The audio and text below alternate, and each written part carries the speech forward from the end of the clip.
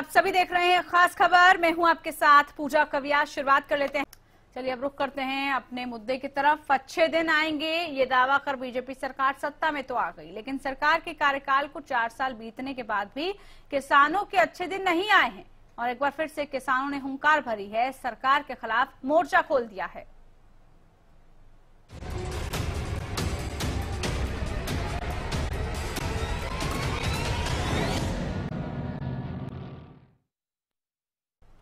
तो दिल्ली में देश भर से आए हजारों किसान इकट्ठा हुए। रामलीला मैदान से लेकर संसद तक किसानों ने मार्च शुरू किया। इस बार किसानों ने चेतावनी दे दी है कि अगर उनकी मांगों को लेकर चर्चा की जाए तो कोई हल निकल जाएगा, नहीं तो सरकार को इसका खामियाजा भुगतना पड़ेगा।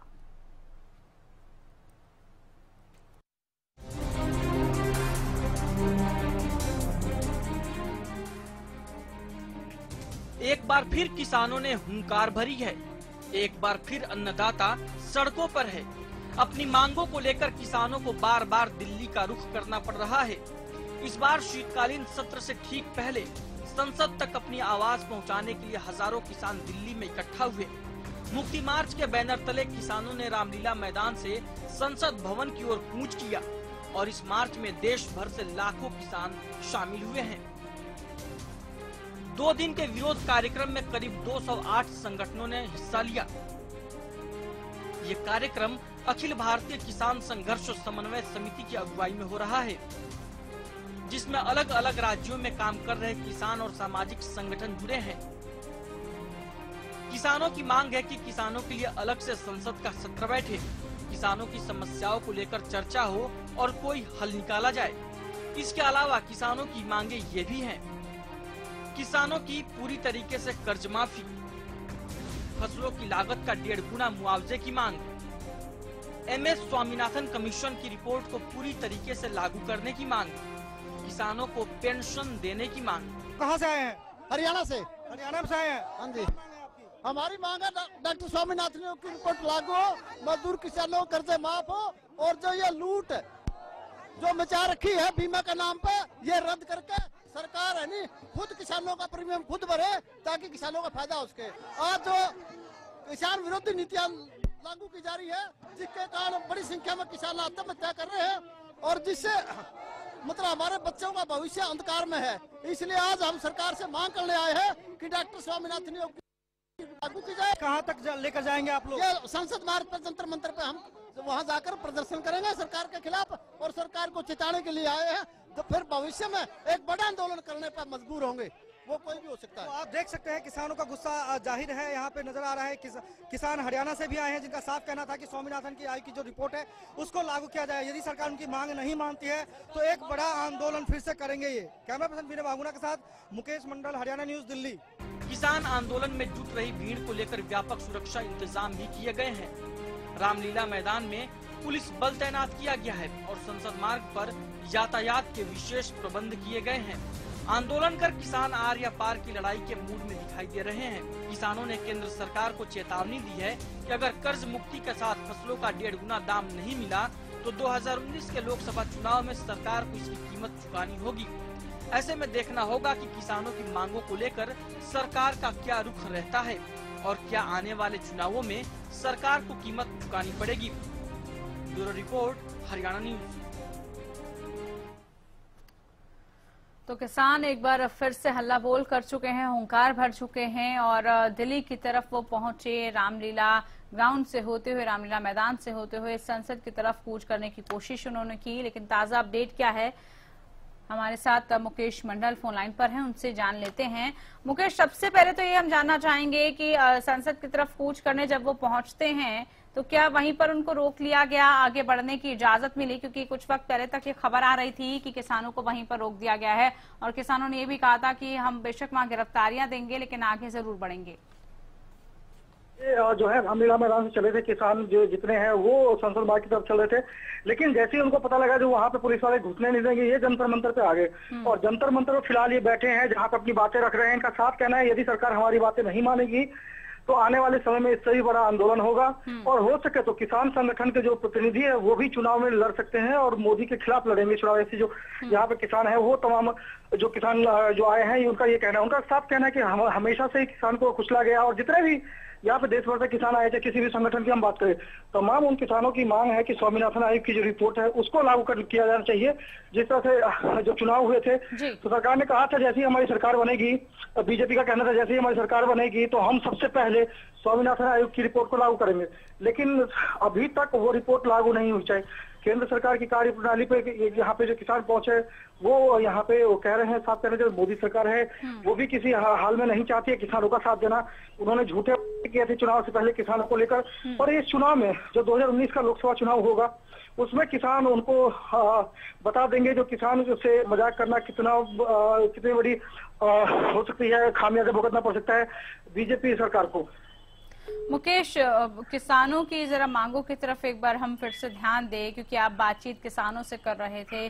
कर्ज माफी है और ये भी कह रहे थे कि सरकार उनका जो प्रीमियम है वो दे, बजाय उन पर ये बोझ डालने के। इसके अलावा उन्होंने कहा था कि कर्ज माफ हो। स्वामीनाथन आयोग की जो सिफारिशें हैं उनको लेकर पहले भी वो कई बार इस तरह का प्रदर्शन कर चुके हैं, सड़क से संसद तक आवाज वो उठा चुके हैं, लेकिन बार बार ये नौबत आ जाती है कि किसानों को सड़कों पर उतरकर ही अपनी बात मनवानी होती है, ज्ञापन सौंपना होता है।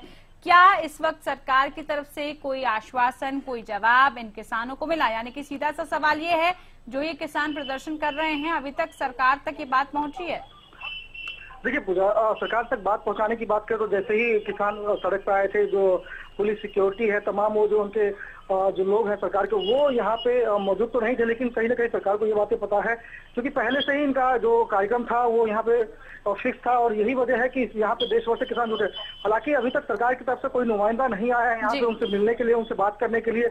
इनकी मांग है, यदि सरकार से कोई मांग हमारी बातें नहीं पहुंचा था सरकार के पास, तब कहीं ना कहीं फैसला लेने के बाद यहाँ पे जो भी फैसला लिया जाएगा उसके बाद एक बड़ी रैली कर सकते हैं दिल्ली के अंदर। तो कहीं ना कहीं इन्होंने सरकार से ईंट बजाने, सरकार से कहीं ना कहीं इन्होंने साफ कह दिया, चुनौती देते हुए कहा है कि यदि हमारी मांगे पूरी नहीं होगी तो इसका खामियाजा आपको भुगतना पड़ेगा। चलिए, शुक्रिया मुकेश। अपडेट आपसे लेते रहेंगे आगे किसानों की रणनीति क्या रहने वाली है। इस बीच रमन मलिक जी, प्रवक्ता बीजेपी, हमारे साथ जुड़ चुके हैं। रमन मलिक जी नमस्कार, आवाज मिल रही है आपको? रमन जी, फिर से किसान सड़कों पर हैं, मुद्दे वही, लेकिन बार बार नौबत क्यों सड़कों पर उतरने की, अपनी मांगों को मनवाने की? देखिए, दो चीजें मैं बड़ी स्पष्ट रूप से बोलूं कि सूखे पेड़ के ऊपर कभी बच्चे जो है आपने देखे नहीं, उन्हें पत्थर के फल तोड़ने की कोशिश करते हुए। हरे भरे पेड़ के ऊपर फल लगे हों उसमें लोग जरूर पत्थर मारते हैं फल तोड़ने के लिए। दूसरी चीज जो सबसे जरूरी है, इस सरकार ने जितना काम करा है, और मैं खुल के बोल सकता हूँ, उतना काम किसी ने भी किसानों के लिए नहीं करा होगा। कुछ लोग जरूर हैं जिनको अपनी राजनीति जिन बेसिस पे थी उन बेसिस पे चलाने के लिए आवश्यकता है, और वो अपनी आवश्यकता अनुसार काम कर रहे हैं। हमने जो काम करना था हमने करा भी है और करते रहेंगे। एक ऐसा प्रधानमंत्री जो निरंतर किसानों के, गरीबों के हित के लिए काम करता है। मेरा तो कहना ये है कि मेरे को ये बताएं किसान जो ये यहाँ पे आए हैं कि क्या आयुष्मान भारत के जो 50 करोड़ लोगों को फर्क पड़ेगा उनमें किसान नहीं होंगे? या गन्ना, ये बोलते हैं कि कंप्लीट माफी कर दी जाए, 3 लाख करोड़ के करीब गन्ना के किसानों का जो रुका हुआ था, बकाया था पूरे भारतवर्ष में, वो पहुंचाने का काम सरकार ने करा। तो वो किसानों के लिए काम नहीं था। कौन सा काम ऐसा है जो ये सरकार ये स्वामीनाथन की मांग कर रहे हैं, सिफारिशें, इसके अलावा कर्ज माफ होना चाहिए, बीमा रद्द होना चाहिए, सरकार उनका प्रीमियम भरे। यहाँ तक कि स्वामीनाथन जी ने भी स्पष्ट रूप में बोला कि इस सरकार ने ही मेरी सिफारिशों के ऊपर काम करा और किसी ने नहीं करा। तो मैं तो ये समझना चाहता हूँ और ये मैं बात भी बोलना चाहता हूँ कि अगर कहीं पे आपको कुछ कमी लग रही है तो उसके लिए बातचीत होती है। लेकिन हाँ, मैं इतना जरूर देखता हूँ कि जब मैं ये रैली को देखता हूँ, जब मैं लोगों को देखता हूँ, जब लोगों के झंडों को देखता हूँ, तो मेरे को आभास होता है कौन सा झंडा किसका और क्या है और उनकी क्या राजनीतिक परिप्रेक्ष्य है या नहीं है, वो भी सामने नजर आता है।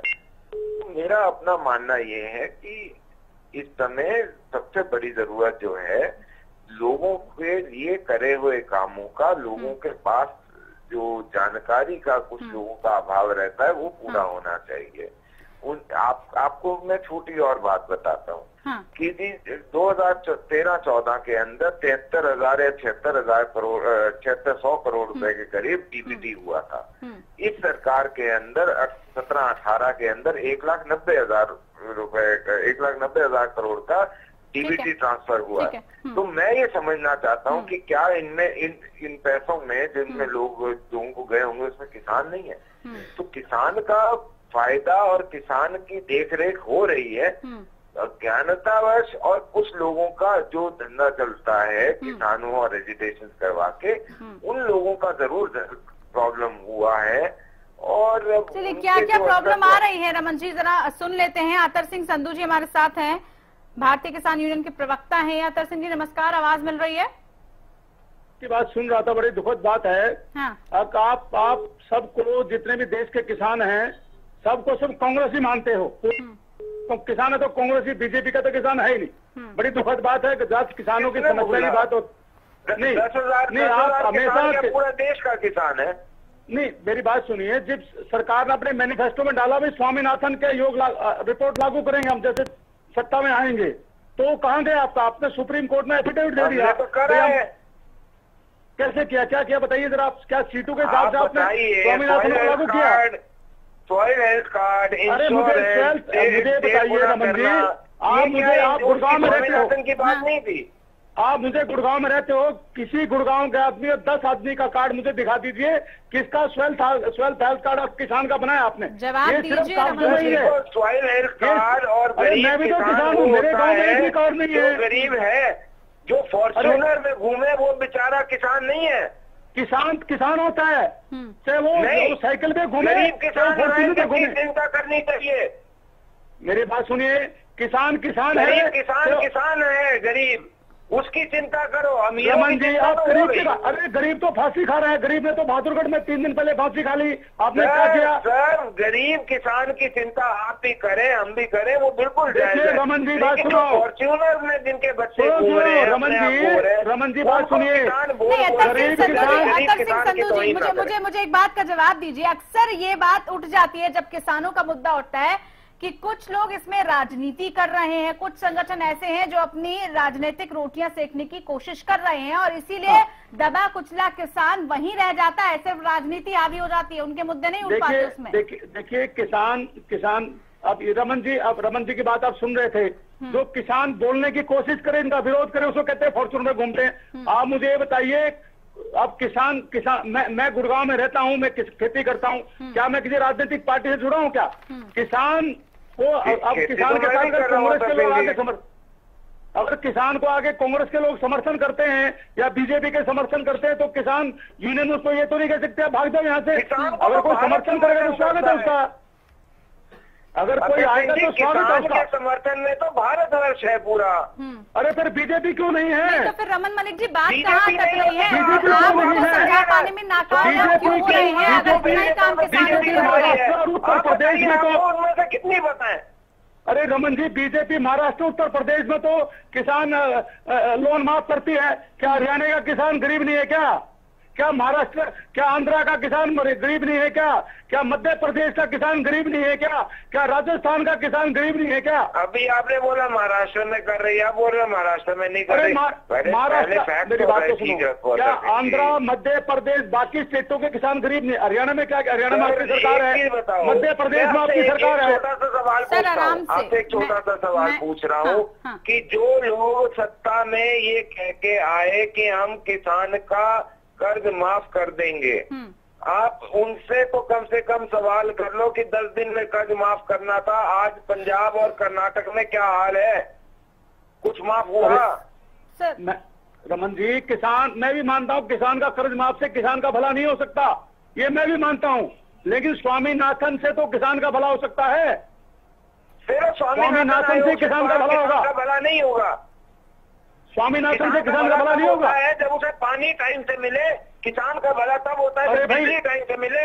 अरे मेरी रमन जी मिले, उसकी ट्रेनिंग अच्छी हो। रमन जी एक मिनट बार बार स्वामीनाथन की आयोग की रिपोर्ट में 11 पॉइंट है। अगर यही मसला है अतर सिंह संधू जी और रमन जी कि आप कहते हैं हम किसानों की बात कर रहे हैं, किसानों के हक की बात कर रहे हैं, लेकिन वो समाधान निकलता ही नहीं है। ये चर्चा ऐसी व्यर्थ हो जाती है, समाधान नहीं निकलता, फिर अगले दिन यही सब चीजें होंगी, किसानों को सड़कों पर उतरना पड़ेगा। सरकार कहेगी हमने काम किया है, किसानों तक वो काम पहुंचेगा नहीं। बोलता हूँ, आप जाइए इस जो रैली सी है इसमें जाइए और उनसे उनके विषय समझने की कोशिश करिए। बहुत सारे लोग ऐसे मिलेंगे जो बेचारों को यही नहीं पता होगा कि कितने जो उस विषय का जो गंभीरता है वो क्या है।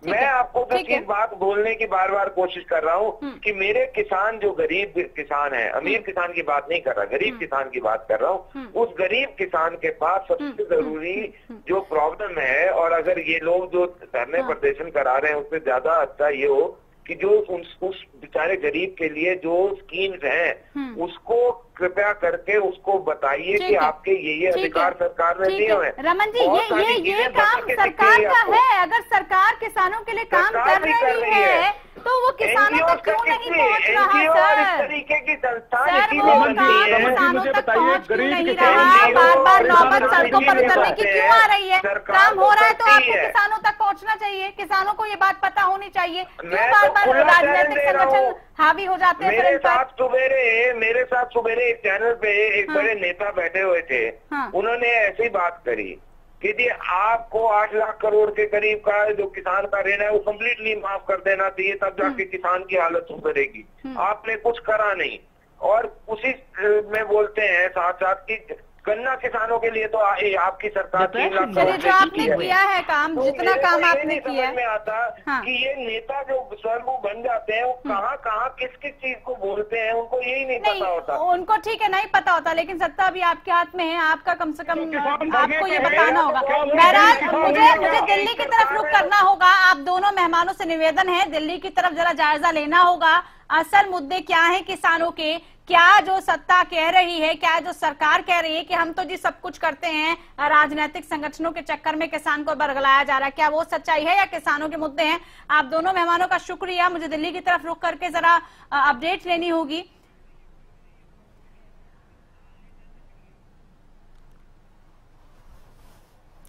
तो दिल्ली की तरफ रुख करेंगे और इससे पहले आपको ये भी बता दें, दोनों मेहमान हमारे साथ जुड़े हुए थे, अतर सिंह संधू हमारे साथ थे, रमन मलिक थे, शुक्रिया दोनों का। चर्चा किसानों के मुद्दे पर, लेकिन इस मुद्दे को लेकर क्यों राजनीति बार बार हावी हो जाती है? किसानों की जो जायज मांग किसान बार बार कह रहा है, कर्ज माफी का मुद्दा उठा रहा है,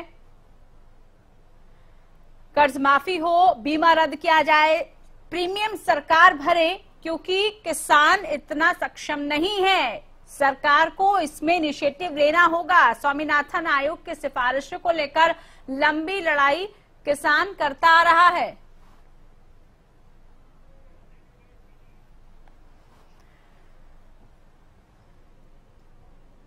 तो दिल्ली में किसान पहुंचकर अपनी मांगों को रख रहे हैं, लेकिन ये मांगे सरकार तक कितनी पहुंचेंगी?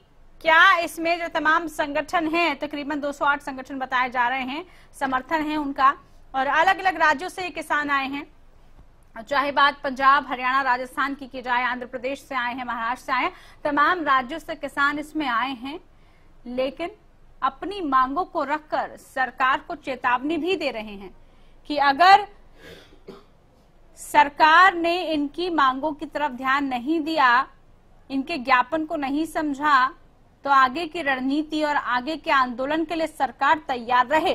तो ये नौबत बार बार आती है जब किसान को सड़कों पर उतरकर, अन्नदाता को सड़कों पर उतरकर अपने हक की लड़ाई लड़नी पड़ती है। तो किसानों की हुंकार है। ये 2 दिन के विरोध कार्यक्रम में करीब 208 संगठन हैं जिन्होंने समर्थन दिया। ये कार्यक्रम अखिल भारतीय किसान संघर्ष समन्वय समिति की अगुवाई में हो रहा है। इसके अलावा अलग अलग राज्यों में काम कर रहे किसान और जो सामाजिक संगठन हैं वो इस किसानों के हुंकार में शामिल हैं। किसान की पूरी तरह से कर्ज माफी, ये मुख्य मांगे हैं उनकी, फसलों की लागत का 1.5 गुना मुआवजा मिलना चाहिए, ये भी उनकी मुख्य मांगों में से एक है।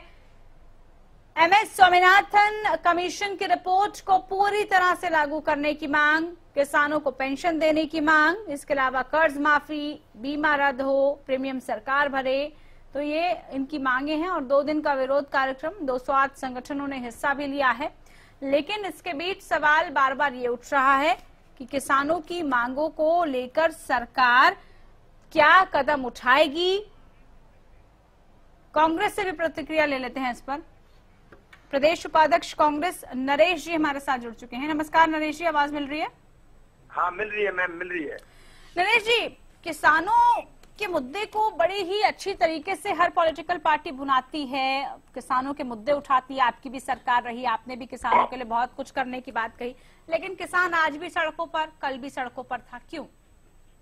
देखिए, किसान की हर 3, 4, 5 साल बाद यही स्थिति हो जाएगी जब तक उसको उचित, उसकी जो फसल है, उसकी जो पैदावार है, उसका उचित मूल्य अगर नहीं प्रबंधन किया जाएगा तो उसकी हर 3, 4 साल बाद में यही दिशा हो जाती है।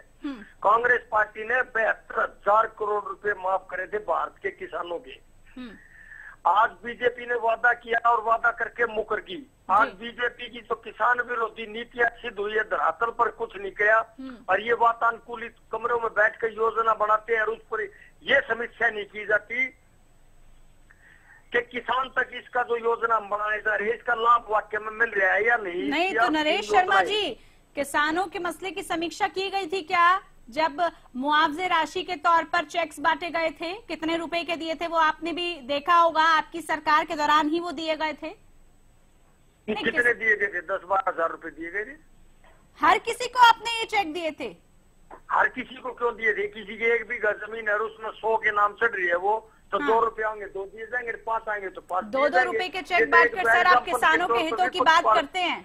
2-2 रुपए के चेक बांटकर किसानों के हितों की बात करते हैं और फिर पॉलिटिकल पार्टी पर आप आरोप लगाते हैं। आपकी खुद की सरकार में किसानों के लिए क्या हुआ? कैसे लाठी डंडे खाने पड़े खाद के लिए, उन्हें कैसे लाइनों में लगना पड़ा? सर, किसानों के मुद्दे पर राजनीति छोड़कर कम से कम उनकी जो मांगे हैं, जो बुनियादी चीजें हैं उनकी जो मिलनी चाहिए, उसके बारे में जरा सोचने की जरूरत है। बहरहाल शुक्रिया नरेश जी आपका। ठीक है, समय का अभाव है मेरे पास, शुक्रिया आपका। चर्चा में आप बने। तो चाहे कांग्रेस हो, बीजेपी हो, किसानों के मुद्दे को लेकर चुनावों के दौरान फिर किसानों से वोट बटोरने के लिए उनकी मांगों को उठा लिया जाएगा। सभी मांगे पूरे करने का वायदा कर दिया जाएगा, आश्वासन उनको मिलेगा, लेकिन नौबत सड़कों पर फिर से आ जाएगी। अब ये देखना है अब इस बार किसानों की मांग कितनी सरकार सुनती है। फिलहाल खास पेशकश में इतना ही। नमस्कार।